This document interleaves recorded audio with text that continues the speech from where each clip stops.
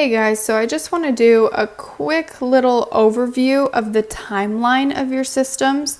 All of them you should be filling out and doing before the start of the year or as early on in the year as you can. But there are a few spreads in each of them that you might want to refer to daily or weekly or monthly. And I just kind of want to give you an idea of what you should keep an eye out for. So first of all, do everything right from the beginning. Just fill it all out, go through the whole process. It'll give you a really good idea of where you're starting at. But for goals, let's start there really quick. You'll do everything from the beginning. However, in number 4, plan, you can see here that you have a plan for January and March, a plan and action for April and June, plan and action for July and September, plan and action for October and December.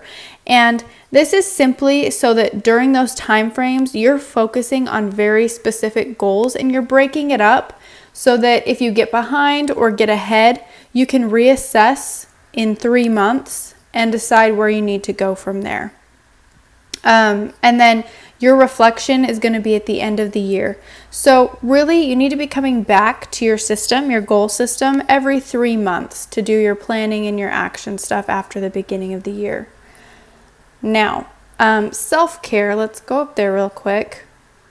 Everything, again, you're starting at the beginning of the year, but your mind page, let's go there really quick. You have this daily spread right here where you should be putting something in every day. And you don't have to put it in every day. You can, on your daily spreads, there's a little mood section.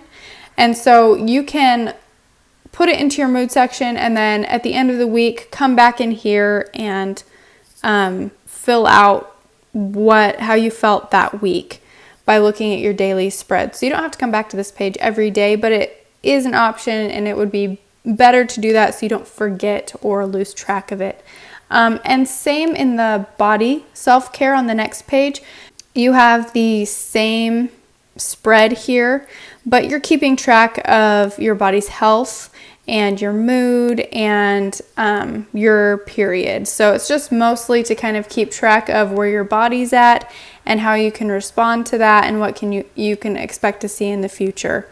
Lastly, in the self-care, you have the 30-day self-care challenges at the bottom.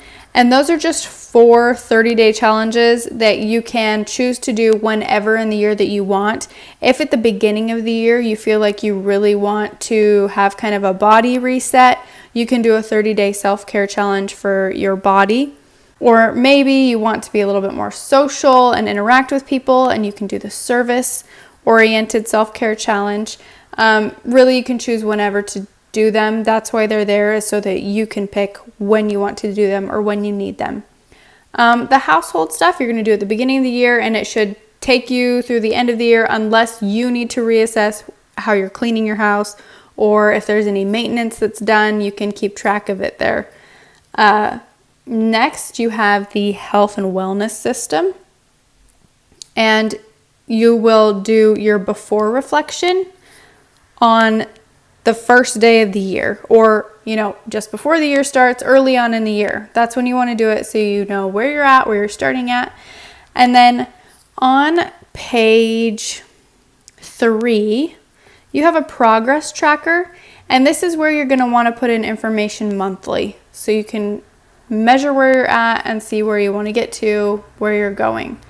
And then lastly, on the 5th page, you're going to do your after reflection at the end of the year.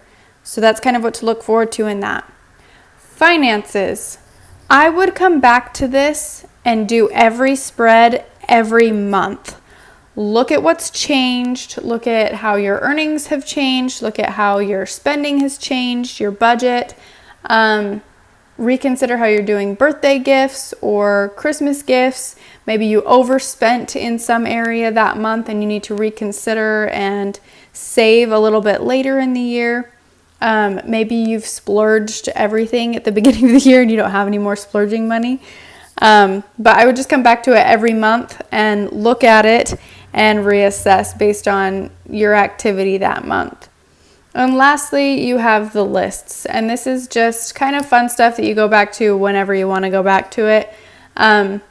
The one thing you can keep in mind is on the first page for reading, you have this spread again where you can come back to it every day and just keep track of how often you're reading.